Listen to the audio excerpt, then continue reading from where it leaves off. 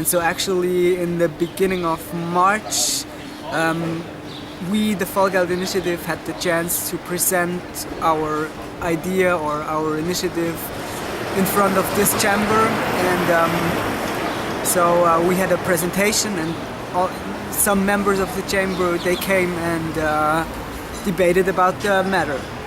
And afterwards, some of the members were really interested in this initiative, so they decided to have another round of discussion, so to speak, and they will invite some more experts from economy, but also from the scientific field, so economists that research economic topics.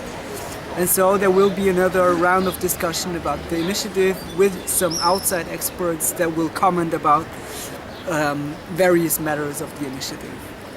So yeah, this is the process, the democratic process we're in right now. So it's in the first chamber, so to speak. And in the case that the Chamber of Cantons should reject the initiative without any contrary, how could you say it? It's a contrary proposal, then automatically the initiative will be passed into the second chamber, which is the national parliament with all the so-called national, well, it's not governors, it's the national politicians. And so this is the big chamber, and they will also first discuss the initiative in a commission, and afterwards it will be voted in the big round, so everybody in the parliament gets to vote on the initiative. And so there's kind of like two options basically. Either the initiative is just directly rejected without any contrary proposal, then, and that's the way we expect it to happen basically right now, the initiative will be passed to the public, so the public gets to vote upon the initiative. Otherwise, if the national parliament decides to put forward another proposal, so to say a contrary proposal, then the democratic process will continue, and the parliament, or actually the departments, the respective departments of economics, will work out another proposal. And so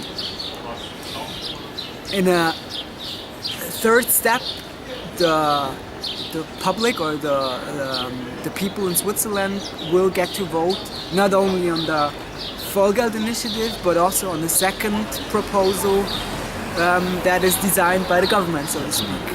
However, as we see it today, we think that probably no political leader will actually take the initiative and have a contrary proposal put forward.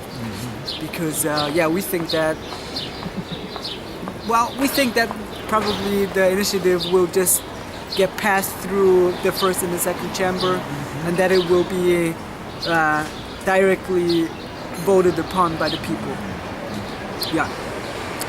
So I think it was similar with the basic income, because it went straight through the democratic institutions. None of the chambers actually cared to have another proposal put forward, and it was just pretty straightforward, voted by the people. And as we expected today, we think it will be kind of similar with Vollgeld initiative as well. So yeah, our current campaign is pretty interesting, I think, because throughout the last year, we handed in the initiative in December 2015, and then basically the entire year of 2016 we've been busy to approach all the political parties and try to engage with them and see if they could take up the initiative, or if they have any interest in supporting us, and that it was a really intense process for us to realize that how can I say, the political parties and also the political leaders didn't have a profound interest enough to really support us and publicly support us. I mean, of course we find some leaders and some political exponents who are supporting us, but none of them actually was courageous enough to do it in public and, you know, just try to speak to a broader audience, so to speak. And so, yeah, I mean, that's the situation in the last year. We tried to speak as many people as we could, and we had a lot of debates and discussions with political leaders. But, however, none of them, as it is right now, decided to publicly support us. So, I think the main conclusion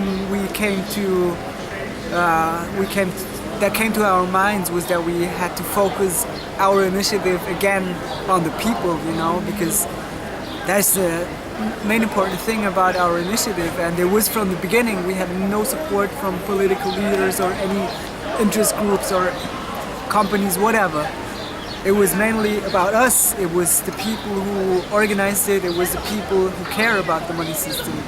And so I think this is the way forward for us, that we just focus on, you know, making it clear to the people, because, you know, that's been our experience from day one, that people, they understand what's up, you know, even if they don't understand the system in full detail and cannot see the technical details, they can see the most basic, you know, demand. What we're demanding is clear to them, that only the Swiss National Bank shall be the only institution to issue the money in Switzerland. You know, it's pretty straightforward and clear.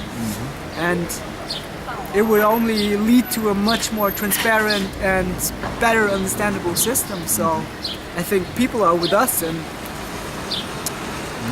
we've been starting to campaign this year again. So this spring we started to go out again and talk to the people, and this is the number one takeaway for us, that people can understand what we're trying to discuss or what we're trying to do with this initiative. And so I think basically what I think why this initiative can be accepted by the people is because intuitively most people understand what is the concern about the initiative and what we are trying to solve. And yeah, I think this is really important, number one. But it's also pretty simple to understand, you know, if you put it in a nutshell, if you just keep looking straight ahead at what we're trying to do, it's simple, you know. The only thing we want to do is have a public institution that controls our money system or our money supply, so to speak. And by doing this, banks shall not further create money and shall again take on the functions that they had in former times. That is, they should manage our wealth. They should do our payments, or they should work our payment system. And third, they should also grant credits. Of course, is the most important function of a bank. A bank shall give credits to the public, to corporations, with the little but very decisive difference that banks shall not create the money to give credit. They shall just take the money that is around with, you know, the positive money that is in the money system, and just so to speak, intermediate this money from the ones who have too much money and can give it away. That is the savers, the investors, and in special cases also the Swiss National Bank, and give it to those that are in need of credit, that is corporations, but also people who are taking up mortgages and want to build a house, you know, just like it is today basically. And if you look back in historic times, you can see that this kind of money system, I mean, even though obviously in modern times it's different with electronic money, and the entire system, how it works, the principle still remained the same, and it's been like this for centuries. You could say that it was always one public authority, whether it was kings, whether it was the government, whether it was some lords, whatever. It was always like this, that most of the time you had a pretty strong authority that could control the supply and amount of money, and that, you know, basically we're just taking it to another level. We want to make it democratic. We want to, so to speak, have the people decide upon the money, or that the people is the most powerful control of this money system. I mean, obviously it's the national bank, but it's important that the national bank works in favor of the people. So only the constitution, and the constitution should work for the people, is the important matter to control the national bank. So yeah, that's the link, so to speak. The main focus today is to get back, or to get into a dialogue with the people again, because this is the main subject of our initiative, you know, to make the people understand the money today and even in the future, you know. That's our focus, because as it is today, most people in Switzerland cannot understand the money system, because it is really it's pretty, you know, it's got a lot of different aspects that constitute our money system, and not a lot of people are able to oversee all those different matters, and so we want to make it simple again and make it understandable again. Yeah. And therefore we started you could say, street campaign, where we go out, talk to the people, show them what is the money system look like today, what is it supposed to be tomorrow. And this is you know, it's a really interesting process for us again to, you know, see how they react, and see that most people, like I said before, they intuitively understand what we're trying to do and what is supposed to happen with this initiative. That we have to change our money as well, you know, because the system today is doomed to fail at some point, you know. There's no doubt, if you have an open mind, you can directly see that this system, it will not work, you know, in the near or even in the far future, because at some point it might just crash again, and it might crash globally. And if it will crash globally again, then there's only so much we can do about it, because, you know, globally speaking, central banks have been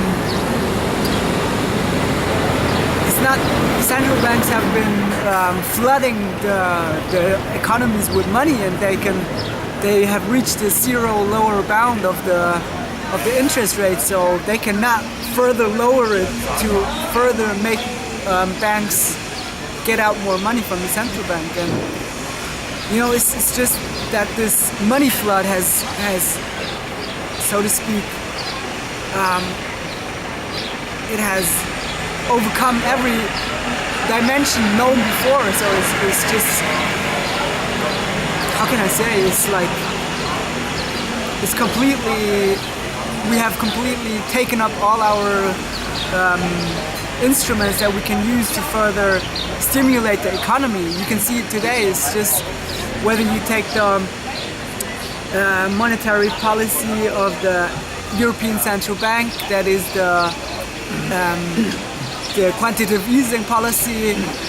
You can see it just doesn't get the effects that are you know, wanted for it.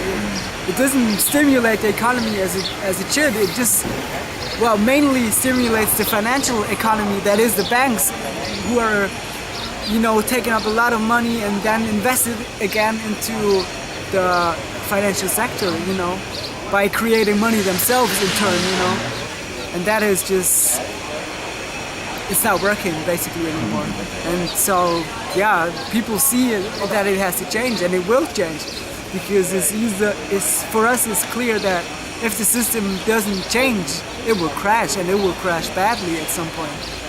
And so, yeah, we rather just wake up and change it before it crashes, I think.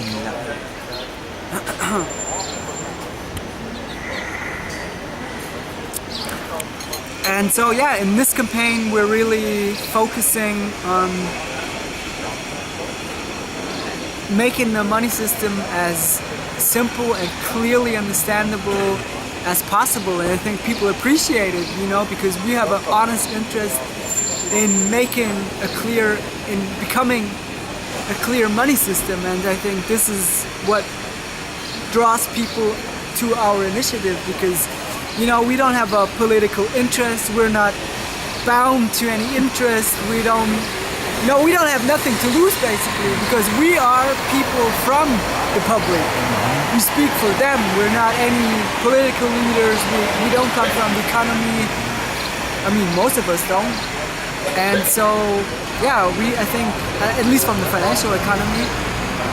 And I think that's why we're credible, you know. That's why, because people believe in what we're saying, and you can see it from the reactions from the federal government, who put out their statement. What is the name in English again? The Federal Council. Yeah, the Federal Council put out their rejection of the initiative, basically, and we can see from those arguments that is very much influenced by the interests of the economic and financial leaders in Switzerland. And I think that's one reason why people in the end will believe what we're saying and not what, so to speak, the elite is saying, the political and the financial elite. Because those arguments, they just don't seem credible after all that happened, you know. We have all seen that the financial sector failed badly in 2008, and it continues to fail. You know, it's obvious. Everybody can see that the system is not working, you know, and we have to find a solution that is working again. And so, yeah, let's go ahead and create something new that can give us a sustainable future, you know. I think it's also kind of a question of generations, because like the already established generations who are in power today, you know, financially, economically, you know, they don't have any interest in change the system, because they mostly they possess all the resources, all the financial and economic resources. So why should they change the system? They have no interest in a sustainable future. And I think we as a young generation, we have that interest, and we care about what is going on with our money system, because the money system is the most basic foundation of our economic and our social and our societal system. So yeah, I think it's like a change of paradigm, so to speak, and I think we have to bridge that gap, and yeah, even make the established generation understand why it is impossible for us to create a new system, or at least substantially develop the system that is the system of today. Yeah, that we have the opportunity to change the money system, you know, again, as we did it in 1891, as when Swiss people had the first time the possibility to democratically change the money system. So yeah, this is like the modern equivalent of the historic vote, of the historic referendum. It's pretty hard for us to convince any leaders, and yeah, but you know, we're not stopping, and we can also see again from talking to the people in the street that even some bankers and even some political and also economic leaders are supporting us, you know. They're just not yet willing to publicly confess that they think that Volkswagen initiative is an important matter. But you know, that can change. if the time is right, those people can start to speak out in the public and say that they think that this is a really good matter. Yeah. If you take a closer look on the developments in the recent years, I think you're able to see that the change is about to happen, and there's a lot of small, bigger, all kinds of initiatives going on, not only about the money system, of course this is the most important thing, but it's also about, the economic system itself, about finding sustainable alternatives. The basic income is one, but you also have stuff like transition town, like, more on the ecological side, on the social side. In every aspect, I think we have to find good solutions, because we're facing a lot of, pretty threatening problems today, and yeah. It starts in a really small scale, Each person has to start with himself, and decide on how he wants to live and what is the way you want to interact economically with other people, and obviously money is the thing that makes the economy go round, but then it starts with us, on how we want to make the economy work, and on how we want to make the financial system work as well. And so, it starts with us, but then it goes out in the society. Thing like this. I think it's good and necessary to, have conferences where we can just discuss these matters and also,